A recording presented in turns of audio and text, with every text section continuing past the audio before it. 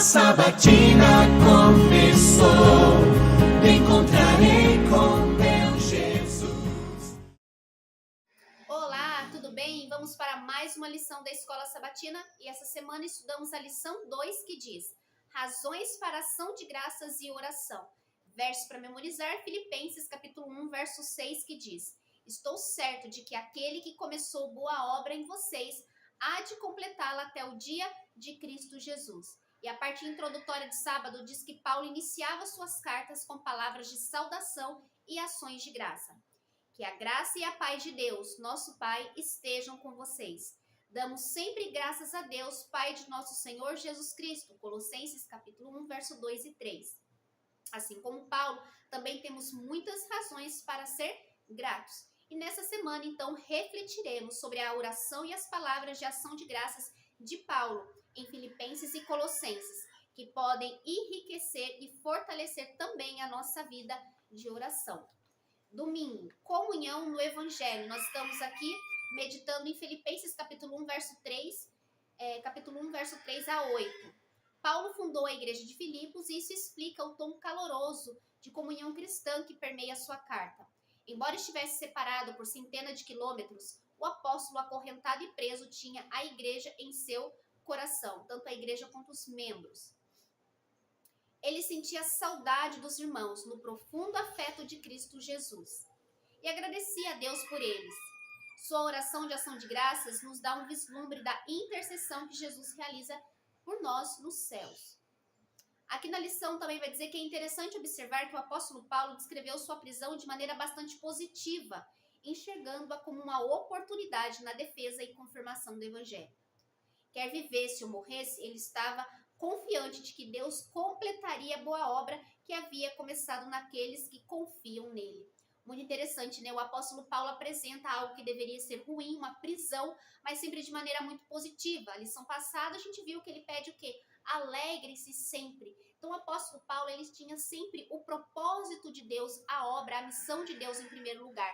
Então ele entendia que por mais que aquelas circunstâncias humanamente não eram boas, mas se ele estava ali é porque era um propósito divino para a pregação do evangelho, para que aquelas pessoas conhecessem a palavra. Talvez de outra maneira elas não iriam conhecer. Então, muito interessante a maneira de enxergar sempre positiva do apóstolo Paulo. Segunda, pedidos de oração de Paulo. Anos atrás, um pastor comentou sobre orações que giram em torno de nós mesmos, focadas apenas em nossas necessidades ou desejos. Ele as descreveu de forma apropriada como orações um pouco egoístas, ressaltando que Deus tem planos muito maiores para nós. E é verdade. Se nós parássemos para analisar as nossas orações cotidianas, qual é tipo de oração que nós estamos fazendo? A maior quantidade do tempo, o que nós temos feito? Pedido para nós mesmos, para as nossas dificuldades, os nossos desejos, os nossos anseios? Será que temos orado pelas pessoas? Será que temos tirado tempo para orar pela dor do outro, ao invés de somente pela nossa dor? E assim podemos analisar se também as nossas orações estão sendo um pouco egoístas. Essa oração, aqui em Filipenses capítulo 1, do verso 9 ao 11, ela contém apenas 43 palavras em grego, mas resume as preocupações de Paulo, as quais ele desenvolveu no restante da carta. Amor, conhecimento, discernimento, pureza, vida irrepreensível e a justiça que recebemos por meio de Jesus Cristo. Por trás desta oração, assim como das expressões anteriores de ação de graças de Paulo, há uma ênfase na igreja como um todo. A oração de Paulo está completamente voltada para os outros, em favor da igreja e do seu bem-estar. O foco aqui era o crescimento espiritual, mas ele orava pela igreja como um todo, por todas as áreas, de todos os membros, de todas as pessoas da igreja.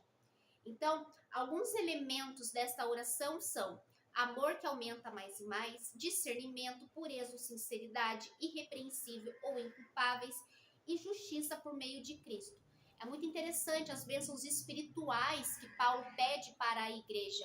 E ao invés de estar pedindo para que ele fosse liberto da prisão, ele estava preocupado com o foco espiritual da igreja, para que ela se capacitasse e continuasse a missão, ainda que ele estivesse encarcerado. Terça, discernimento espiritual aplicado. Naturalmente, os filipenses ficaram aflitos ao saberem do encarceramento de Paulo.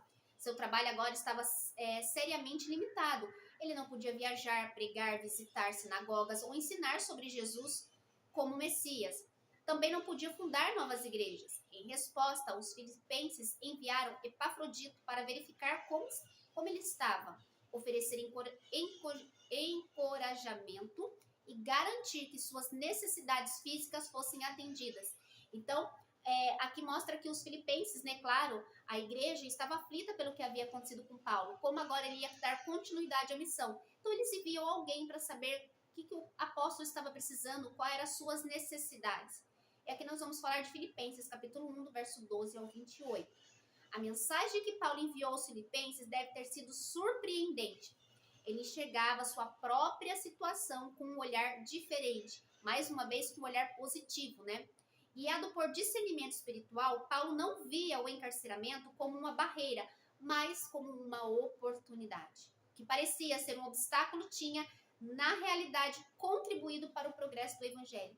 Olha que extraordinário, que visão do apóstolo Paulo. Será que nós, quando passamos alguma situação, podemos enxergar a oportunidade que Deus está dando para nós de levar a sua mensagem através até mesmo daquela situação? Será que as nossas orações têm sido com foco espiritual, de crescimento, de discernimento?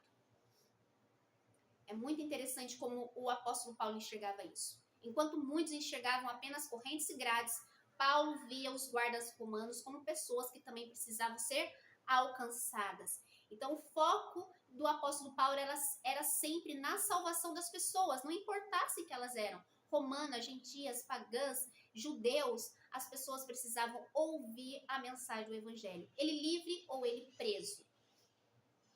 Muitos fiéis foram profundamente motivados a proclamar o evangelho pela prisão do apóstolo Paulo, por ver a motivação, né, por ver assim como ele estava se comportando diante daquilo. Eles amavam tanto Paulo que, ao verem seu sofrimento por causa da fé, passaram a confiar ainda mais em Cristo e a servir ao Senhor com mais coragem e dedicação.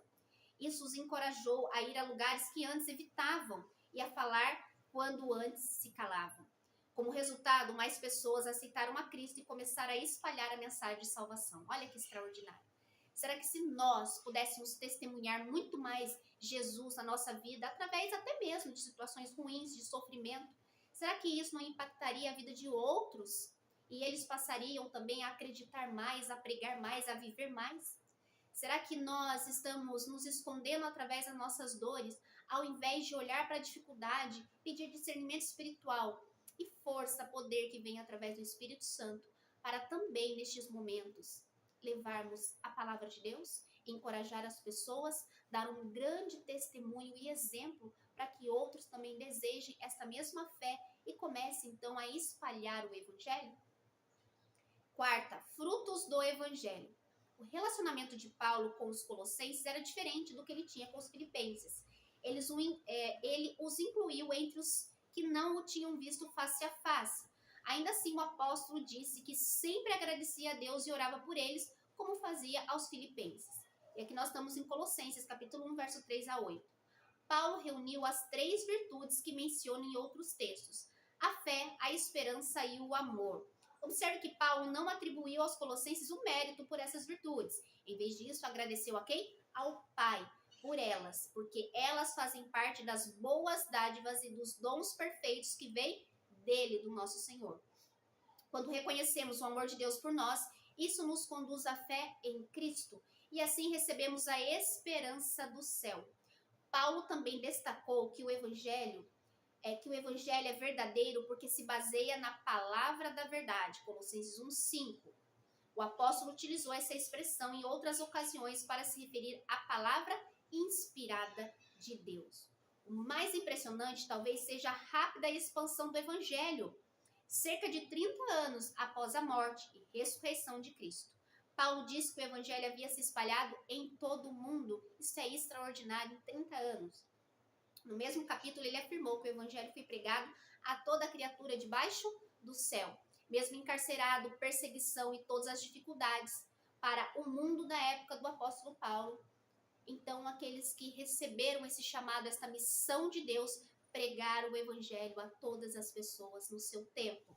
E nós, muitas vezes, com todas as nossas tecnologias, os avanços e milhares de cristãos espalhados pelo mundo, será que nós também estamos nos esforçando ao máximo para a pregação do Evangelho? Em quanto tempo nós poderemos dizer, o Evangelho foi pregado em todo o mundo? Essa é a minha e essa é a sua missão. Um dia foi do apóstolo Paulo, hoje ele aguarda a coroa de vida eterna, mas a missão ficou para nós, para pregar o Evangelho em todo canto desta terra. Quinta, o poder da oração. Colossenses capítulo 1, verso 9 a 12. Paulo orou para que seus leitores ficassem cheios do pleno conhecimento da vontade de Deus. Ele descreveu conhecer a vontade de Deus como ter sabedoria e entendimento espiritual. Só podemos obter sabedoria quando confiamos totalmente em Deus. Estamos dispostos a fazer a sua vontade e não nos apoiamos em nosso próprio entendimento. Mas muitas vezes nos perguntamos, qual é a vontade de Deus para mim nesta situação? Então a lição aqui vai dar para a gente 4 fontes principais pelas quais podemos conhecer a vontade de Deus. E a primeira dela é a direção do Espírito Santo, o Espírito Santo nos guiando, né, quando aprendemos a reconhecer a sua voz. A Bíblia, a fonte de toda a verdade, onde Deus se comunica conosco. Deus também concedeu sabedoria para os últimos dias através do Espírito de profecia. 4. Circunstâncias providenciais. A vontade e a direção de Deus podem ser conhecidas por meio de circunstâncias providenciais, em que pedimos ao Senhor, Ele abre ou fecha, então, portas. Paulo orou para que os colossenses pudessem andar de modo digno do Senhor. É claro que ninguém é por natureza digno, mas Deus nos considera dignos por sua graça e nos chama a viver de acordo com esse elevado chamado. E isso significa viver e agir de acordo com a lei de Deus. Algo que só nós vamos conseguir, só é possível através do Espírito Santo de Deus. Obra do Espírito Santo. Então, para entendermos a vontade de Deus, nós precisamos desses pontos, né? Aprender a discernir e a ouvir a voz do Espírito Santo, procurar as respostas na palavra de Deus, a Bíblia, ali está revelado a fonte da verdade, aquilo que Deus tem para nós. Também fazemos uso dos livros de espírito de profecia. E quando oramos e logo temos a resposta ali, Deus mostrando qual é a sua vontade. E precisamos sempre do Espírito Santo. Não podemos deixar esta ferramenta poderosa de orientação, de guia para os nossos dias. Só podemos andar dignos, não por nós, por meio da obra de Cristo. Mas isso quem concede a nós? O Espírito Santo de Deus.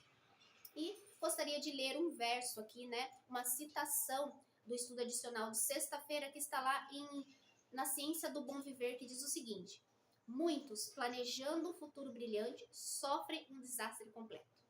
Deixemos que Deus faça para nós os planos dele. São sempre melhores. Deus não conduz jamais seus filhos de maneira diferente da que eles mesmos escolheriam se pudessem ver o fim desde o princípio. Isso é extraordinário, né?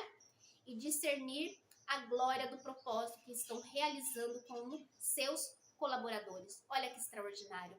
Então, terminando a lição, nós temos essa citação para nos fortalecer. Às vezes, a resposta que nós temos não nos agrada naquele momento, mas se nós pudéssemos ver o futuro desde o princípio, nós escolheríamos a mesma resposta que Deus já nos deu. Então, ao invés de você conduzir a sua vida, deixa que Cristo conduza, deixa que Ele te guie, te forneça ali todas as ferramentas, todos os caminhos e te mostre aonde Ele quer te levar. Não faça os seus planos, mas peça para que Deus faça os planos dele e que esses planos se cumpram na sua vida. E o maior de todos eles é sempre a pregação do Evangelho. Ele vai te guiar, te orientar, te dar sabedoria e te ensinar neste caminho. Amém? Vamos orar? Senhor amado Deus, querido eterno Pai, louvado e santificado seja o teu nome. Obrigado por mais uma lição de encorajamento, de sabedoria, aonde nós vimos aqui com o apóstolo Paulo, ainda que perseguição, ainda que em prisão, mas ele se alegrava sempre porque ele entendia o propósito. Ele sabia que em prisão ou livre, ele precisava cumprir a missão do Senhor. Nos ajude, Senhor, a enxergar o propósito do Senhor em nossas vidas.